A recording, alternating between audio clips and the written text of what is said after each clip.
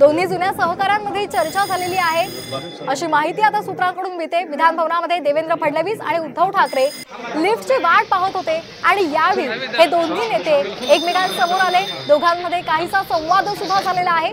तर दुसरं दृश्य आपण पाहतोय, आज सकाळी अंबादास दानवे यांच्या दालनामध्ये जाऊन चंद्रकांत पाटलांनी उद्धव ठाकरे यांची भेट घेतलेली आहे। उद्धव ठाकरेंना अंबादास दानवे यांना त्यांनी चॉकलेट सुद्धा दिलेला आहे आणि त्याचबरोबर अनिल परब यांना पेढा सुद्धा दिलेला आहे आणि त्यांना शुभेच्छा सुद्धा दिलेल्या आहे।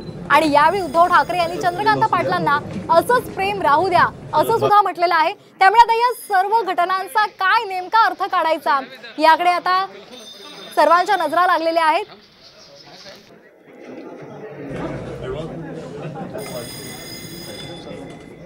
तर एक सूचक विधान उद्धव ठाकरे यांनी केलेलं आहे। आताची महत्त्वाची बातमी आपण पाहतोय, ठाकरे आणि फडणवीसांनी एकत्र ते लिफ्ट मधून विधान भवनाच्या सभागृहात पोहोचलेले होते आणि यावेळी लिफ्ट बाहेर असणाऱ्यांनी विचार करावा असं सूचक विधान उद्धव ठाकरे यांनी केलेलं आहे।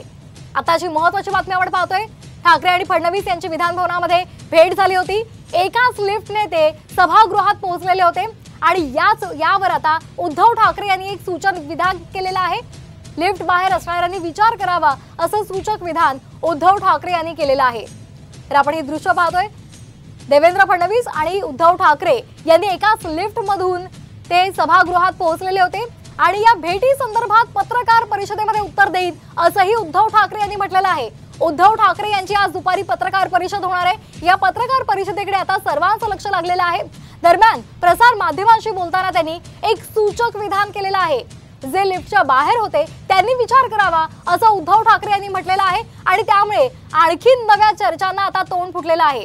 तर ही दृश्य आपण पाहतोय, दोन दृश्य आहेत, उद्धव ठाकरे आणि देवेंद्र फडणवीस हे एकाच लिफ्टनं सभागृहात पोहोचलेले आहेत। या दोघांमध्ये चर्चा सुद्धा झालेली आहे, संवाद झालेला सुद्धा पाहायला मिळाला। तर दुसरं दृश्य आहे, चंद्रकांत पाटील आणि उद्धव ठाकरे यांची सुद्धा भेट झालेली आहे।